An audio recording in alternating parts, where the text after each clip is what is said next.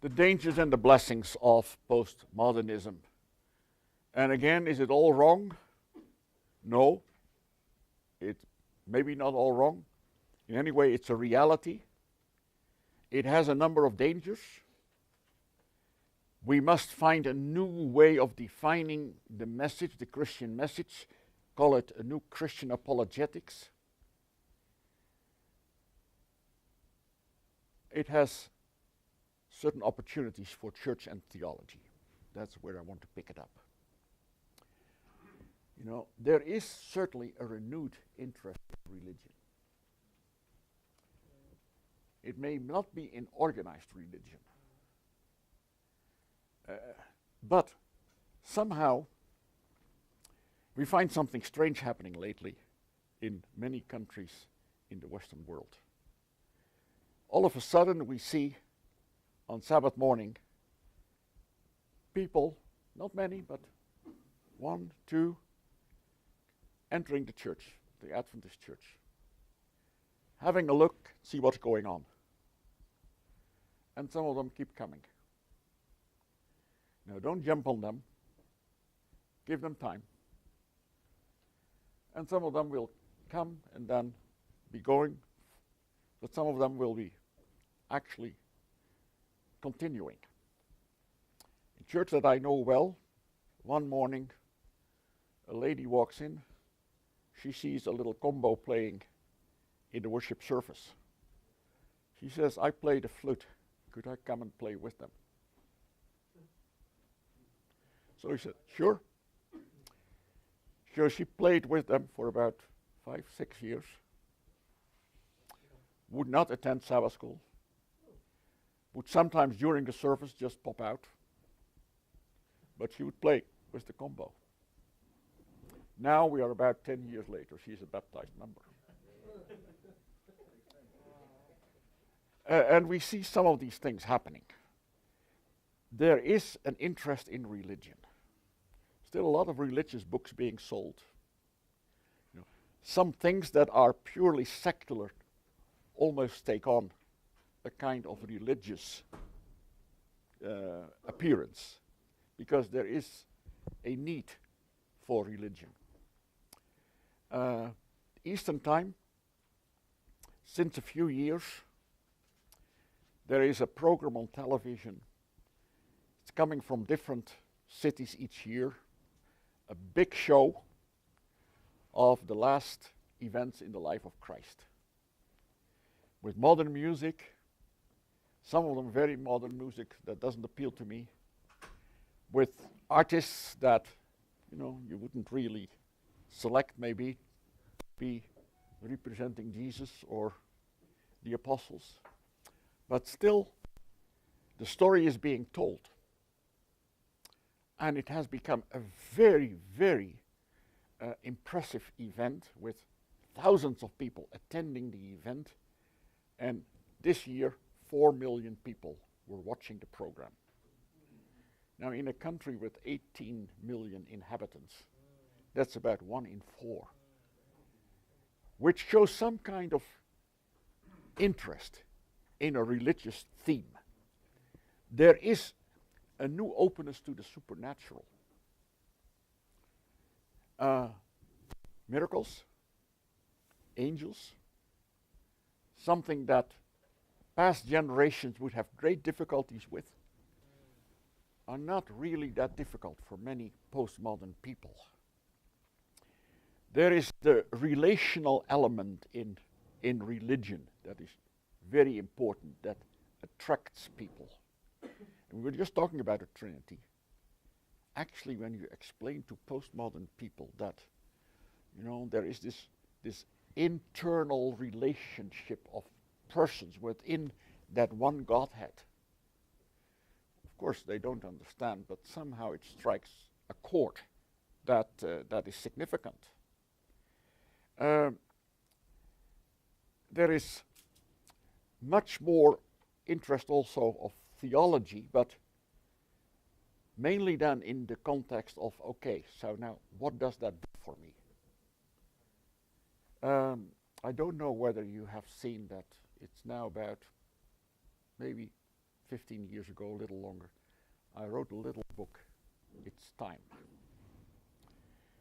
And what happened was that I was called to a home where somebody was dying.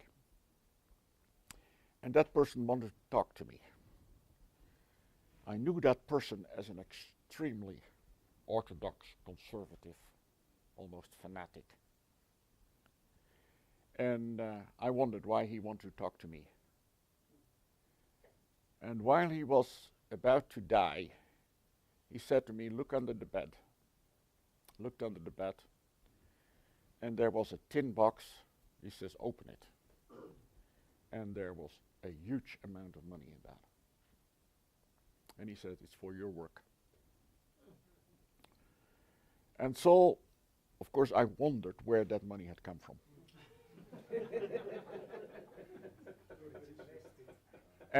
And actually, with the help of the local pastor, we found out that this very conservative Seventh-day Adventist would always cross all the T's, and all the dots.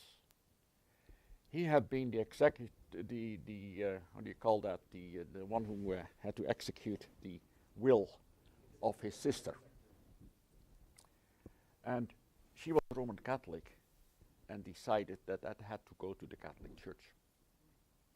But our brother, he thought that was a waste of money. So he had a better destination for that. But then I thought, now, how is it that you can be a believer, that you can be so strict, be so conservative, but that at the end of your life, when you face death, you're able to actually defraud the situation. So then it gave me the question, so what does your religion actually do for you? We are all wondering, what did you do with the money?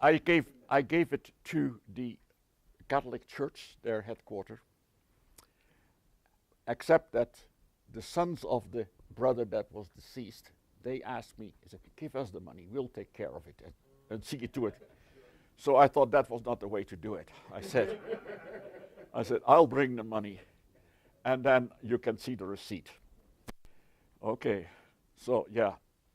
And then I asked the question myself, and that is a kind of postmodern question. So now, when I believe all these things, at the time it was 27 fundamental beliefs. Actually, I was baptized with only 22 fundamental beliefs, so, I have a little bit more leeway than you have.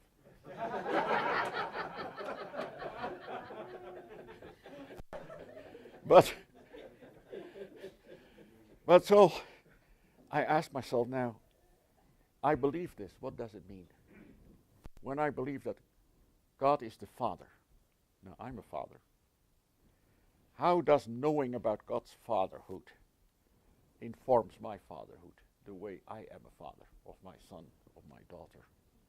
And I went through all the 27 fundamental beliefs, asking the question, now, okay, when I believe that, what does it actually do for me? I felt that was a very worthwhile exercise. And it actually was something that many people could relate to. And sometimes I want to get the time to rewrite it maybe. And now when we come to the way we should relate to postmodernism, I already mentioned the term deconstruction. The postmodern view is look at any text, look at what happens, and find out what is behind there. Do not accept everything. And I think that is something that we as Seventh-day Adventist Christians can also learn from. When we analyze things, see whether there is any manipulation, any violence, any half-truth, or are there particular viewpoints that have not been mentioned, that have been silenced. You know, sometimes interesting to look at some of the documents that the church has produced over time. What have they really been trying to do, trying to say? Find out what is essential. Discover what led, in fact, to some of the problems that we have been facing, what led to racism, gender inequality. And also when we deconstruct, look at some of the myths in Seventh-day Adventists. I've been reading lately a number of biographies of Seventh-day Adventist pioneers. There's a series about, there's 12 books about in that series now, and I don't know, I didn't see them in the ABC here this morning, but look at the website of the Pacific Press and you find them. And you find these scholarly biographies of our Adventist pioneers. You know, James White was not a saint, you know. Three times they had a committee to see whether he was all right with the money. And of course, his marriage with Ellen White was not all that perfect.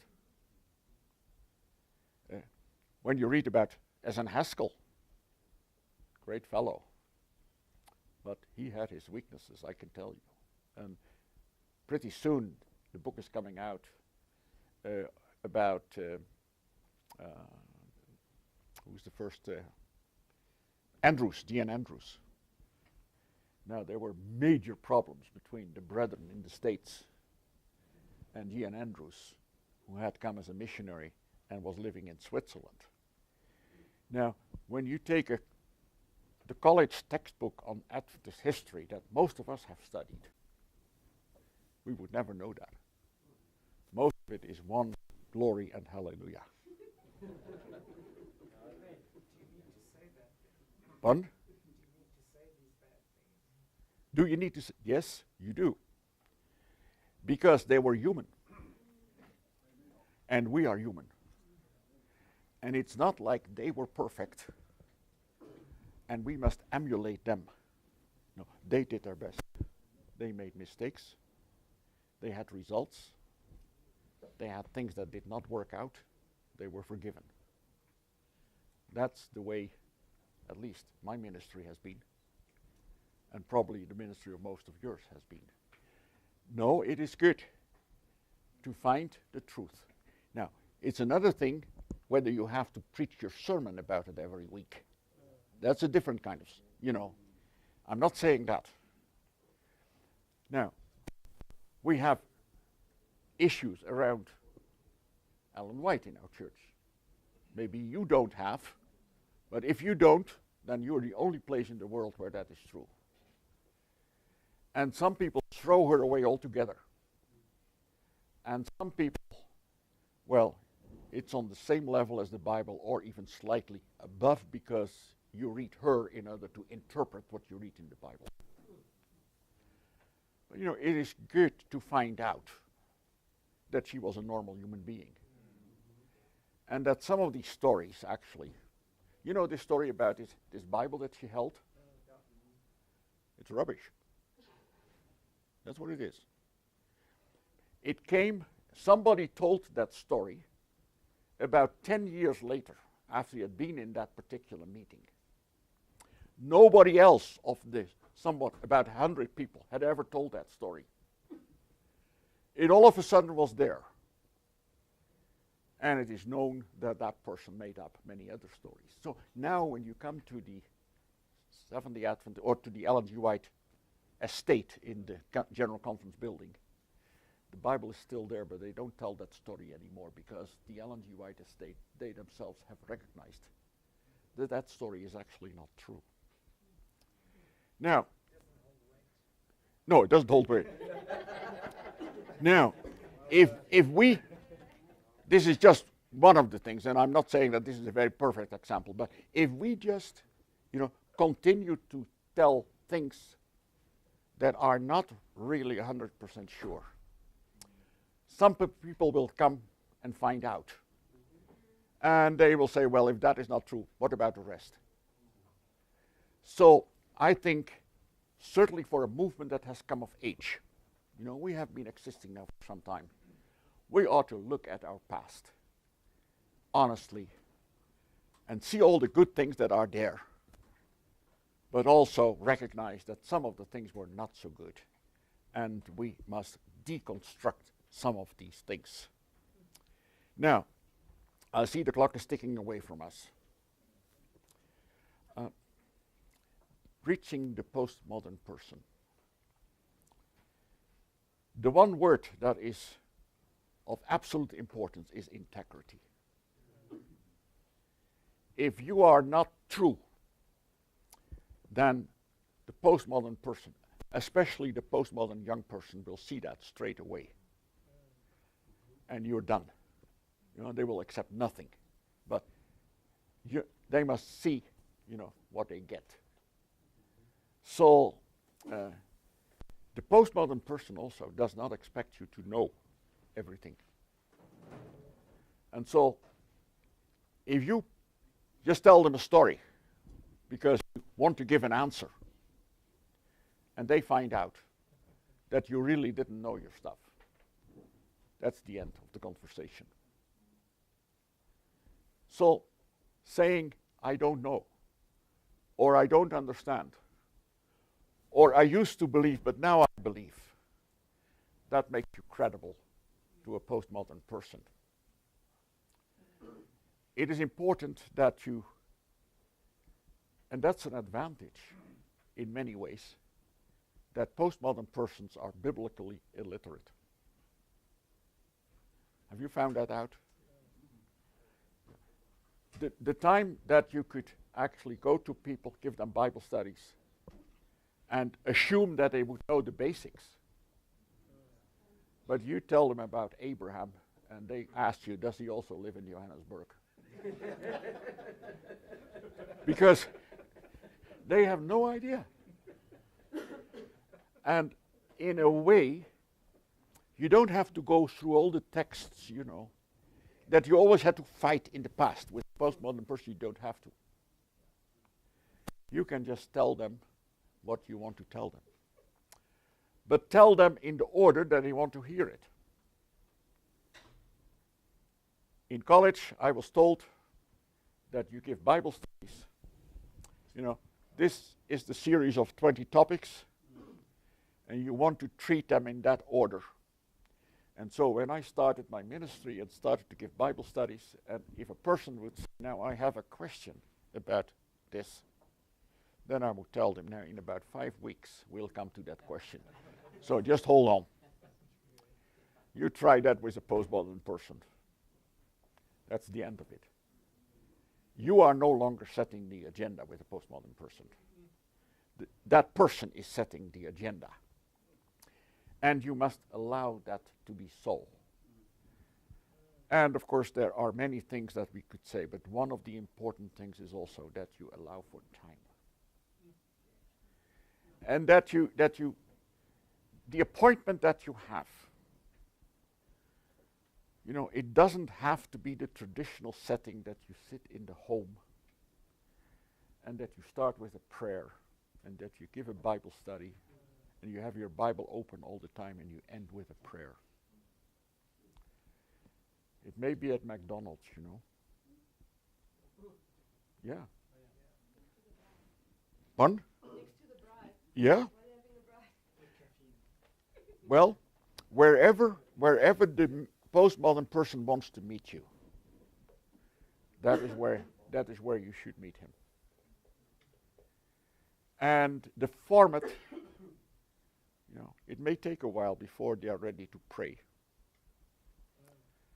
And in some cases, it may be quite quick.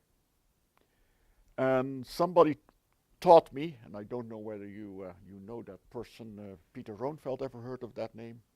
Well, he is an Australian, and he has done a lot in terms of working in church plants and so on. He is actually pretty active now in Eastern Africa many times, and he's a great fellow. But he taught me to pray with your eyes open over a drink in a bar. You can pray anywhere with people, and that's okay. So it takes that kind of willingness to meet the people totally where they are. It is also a matter of listening to their stories. Now, that is something I had to learn. I would never be a good pastor in an old age people's home. You know, where the same story comes again. Are you in that situation? You know? Well, you know what I mean. Brother, I admire you if you can do that.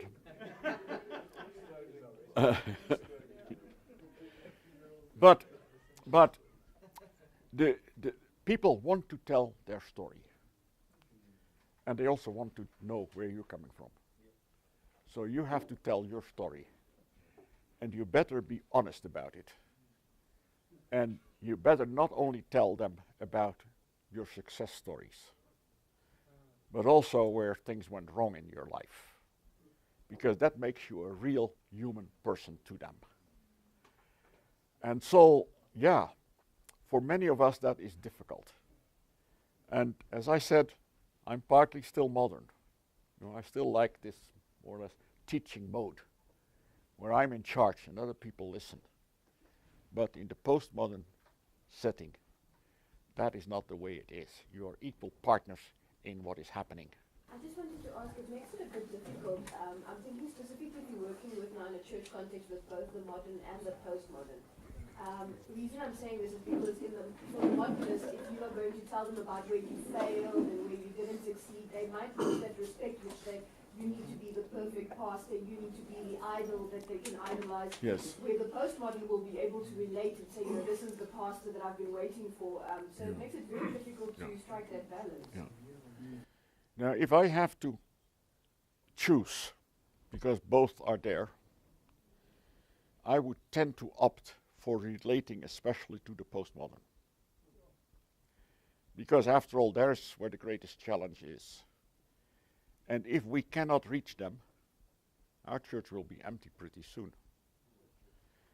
And that is, I feel, one of the problems that we often face is that we also often spend so much time in making peace with the older folks and those who are critical of another generation, and that while we do that, a younger generation just walks out of the church and we'll never see them again. Yes. I just got a question. Is this not also maybe a bit culture related? Because my question is, you're closer now to Germany. Aren't the Germans still like, you must be kind of perfect and right and doing everything? No, I don't think so. I think the Germans are just as divided between moderns and postmoderns. And and certainly the younger generation in Germany, they are very postmodern. Yeah. I'm probably mostly postmodern myself. See, now it's confession time, you know. I suppose for me, would be the other way around. How best then to reach modern thinking people? Mm-hmm. Who's the majority of the Calvinistic Afrikaans white person. So that's a challenge that I'm facing, being postmodern and having to sort of meet their needs as well. I can relate to that. I have a very difficult time relating to people who know everything, have an answer to everything. They're often the most boring people that you can find. And, I have much more fun in relating to the more postmodern mind. Yeah.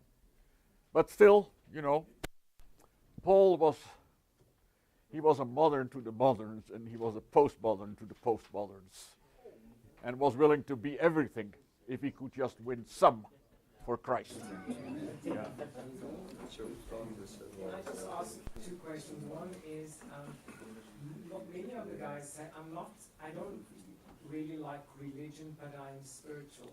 You know, I tend to understand what they say, but maybe you can just shed light from your perspective on that. And secondly, how does the modern era inform our evangelistic strategies? Because we do tend to do a lot of modern stuff, you know, with either with tents or 2 weeks of quick gate knowledge, and we lose that relational aspect. As soon as the campaign is done, we pack up and we look for the next event. But they want to walk a journey, and we don't sense the importance of that. So how can that inform our strategy? Well, that is, of course, a very difficult question that we are still in our church struggling with to a large extent. But we find for sure that in many places the modern way of doing things no longer functions. No, the modern approach to evangelism no longer functions. And so we are there, and relating to the postmodern person is much more a one-on-one situation or a small group situation, and creating a community where people will feel at home. Because there is a dichotomy, even though they are individualists, there is also the need to be part of a community. And often the greatest challenge for us is not do we have our facts straight, but do we offer the kind of community where people feel that their spiritual needs are met. And if we can become better at that, we will also become better at attracting postmodern people. And then we will need to say, okay, it's no longer hit and run evangelism, but we invest long time in people. And can you answer that first one about this religion and spirituality? Yeah, well, that is related to the two, because I would try to tell the people that I would try to tell the people, persuade the people that in the end, you know, we need other people to be with us. So there is a need of community. Now I call that church. And that church, of course, doesn't have to be a brick building somewhere, or it may take all kinds of different forms, but there needs to be, you can in principle be a believer on your own, but you're missing out on a lot of things. But this is their argument, you understand? So it's the postmoderns' argument. So as you go out, they tend to say, I'm not into religion, but I am spiritual. And they'll find it in yoga and in various other things. And they don't see the need of formal religion, but they think that they are spiritual, and therefore there's no need to be involved. But they also ask the question all the time, where do I find a place where, you know, I as a spiritual person will feel at home? And of course, when that person comes in, you have to tolerate sometimes a lot of strange things, you know. When postmodern people visit your church for a while, they may come from the pub, or after the church service of the meeting, they will go straight back to the pub. You know, and or they'll have the shopping bag with them. And of course that, you know, we must realize that it takes time. I think my time is up, but I saw that Bertie has... No, I just wanted to comment on what Nandi said, because that was the topic that I did for you, was on authenticity. I have in my short ministry, which is less than 30 years, I have always, and this is something I got from my father probably, practiced authenticity, whether it was to my detriment or not. And without fail, every time we leave a district, one of the comments that the people make to both myself and my wife is, thank you that you were just you. Yeah. So even it is risky with ultra-modernist thinkers. I've had my comments from them as well. But in general, my experience is authenticity pays. Well, I can tell you, I have had much of the same experience throughout my life. You know, people who know me realize that I'm sometimes provocative in what I say, that I'm sometimes not totally towing the party line, but I've always tried to be responsible. You know, because if you have certain opinions, you don't have to voice those opinions all the time in all situations. So I've always tried to be responsible, always tried to be positive and upbuilding, but I have found that I have been able to function in our church at different levels without giving up my authenticity. And I hope that in the years that I still may have, I will continue on that path.